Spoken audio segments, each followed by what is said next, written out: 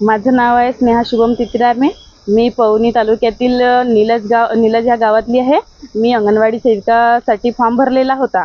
तर त्याच्यामध्ये अंगणवाडी सेविकेमध्ये पहिली लिस्ट लागली। त्याच्यामध्ये प्रेरणा धनपाल नवघरे ही पहिल्या नंबरवरती आहे आणि मी स्नेहा शुभम तित्रामे ही दुसऱ्या नंबरवरती आहे।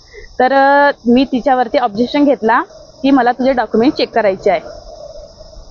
मी तिचे डॉक्युमेंट चेक करायला मागणी टाकली तेव्हा त्यांनी आम्हाला बोलवलं आणि तिचे डॉक्युमेंट दाखवले। तेव्हा मी ते 12वीच्या मार्कशीटवर ऑब्जेक्शन घेतला की मला ही मार्कशीट फ्रॉड आहे बा। तर त्यांनी माझं डाऊट लिहिलं आणि मला नंतर लेटर आलं की तुम्ही या बा। त्या समोरच्या व्यक्तीला आणि मला पण लेटर पाठवलं की तुम्ही तुमच्या डॉक्युमेंट्सवर त्यांना डाऊट आहे तर तुम्ही क्लिअर करा। तर ती समोरची व्यक्तीला माहिती अधिकाराच्या खाली मी टाकलं तर समोरच्या व्यक्तीने मला डॉक्युमेंट्स दाखवण्यात नकार दिला। ऑफिसला लिहून दिला मी आपली कोणतीही वैयक्तिक माहिती तिला दाखवणार नाही। तर त्यांनी तिला जॉईनिंग लेटर दिला। तर ते माझं समाधान न करता त्यांनी जॉईनिंग लेटर दिला। पण माझ्याकडे मी माहिती अधिकाराच्या खाली इकडून तिकडून जे पुरावे गोळा केले त्याच्यामध्ये सिद्ध होते की तिला 71.85% नसून तिला 56.77% आहेत। हे माझ्याकडे पूर्ण पुरावे आहेत माहिती अधिकाराच्या खाली।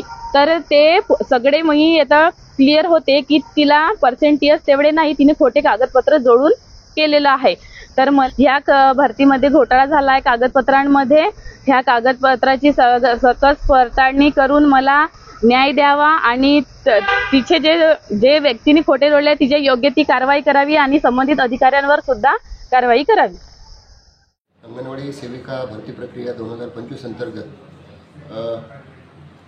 पवनी प्रकल्पाअंतर्गत सर्व रिक्त पदांची जाहीरनामा बालविकास प्रकल्प अधिकारी यांच्यामार्फत काढण्यात आला होता आणि संपूर्ण कारवाई करून रितसर कारवाई जे रिक्त पद आहेत ते भरण्याची कारवाई करण्यात आली। असं असताना प्रकल्पातीलच निलज येथील अंगणवाडी सेविका भरती प्रकरणाने